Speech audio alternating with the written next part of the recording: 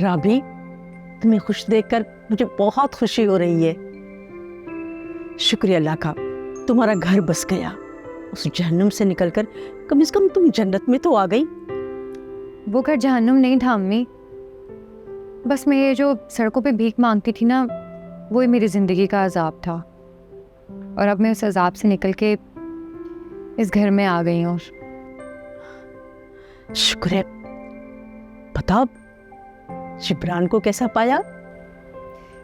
जिब्रान बहुत अच्छा है अम्मी, मेरा बहुत ख्याल रखता है और पता है ज़रूरत से ज़्यादा मुझे आराम देने की कोशिश करता है।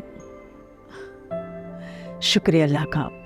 मेरी तो दुआ है कि अल्लाह पाक तुझे ढेर सारी खुशियाँ दे। जितनी तेरी जिंदगी है ना, रोज़ तेरी झोली में खुशियाँ ही खुशियाँ डाले। इंशाल्लाह अम्मा, ऐसा ही होगा।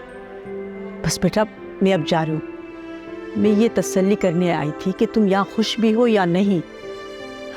तुम्हें देखकर मुझे बहुत बहुत खुशी हुई है। और हाँ, पता है क्या, खैर ज़रूरी घर से बाहर मत निकलना। सबसे बड़ा दुश्मन तो तेरा बाप है, रोज़ कहीं ना कहीं तुझे ढूंढता ही रहता है। मेरी फिक्र ना कर अम्मा, अब मैं जिब्रान के महफूज और मजबूत हाथों में हूँ। कोई मेरा बाल भी बिका नहीं कर सकता। राबी, फिर भी बेटा एहतियात लाजमी है। सेठ दाऊद का तो तुम्हें पता है ना, वो अपनी नाकामी का बदला लेने के लिए कईयों को उकसा रहा है। और तुम्हारा बाप तो वैसे भी लालची है, वो थोड़े से पैसों की खातिर बिकने को तैयार हो जाता है। वो लोग तुम लोगों को नुकसान पहुंचाने की कोशिश करेंगे। सही कह रही है अम्मा, मैं हर मुमकिन एहतियात करूँगी, लेकिन मुझे अपने से ज़्यादा तेरी फिक्र है। अरे नहीं नहीं, तुम मेरी फिक्र मत करो। तुम्हारे बाप की तो आदत पता है ना, बस लड़ता झगड़ता रहता है। और हम भी बड़े बेशर्म हैं, 1 घंटे के बाद एक हो जाते हैं। बस तुम अपना ख्याल करना।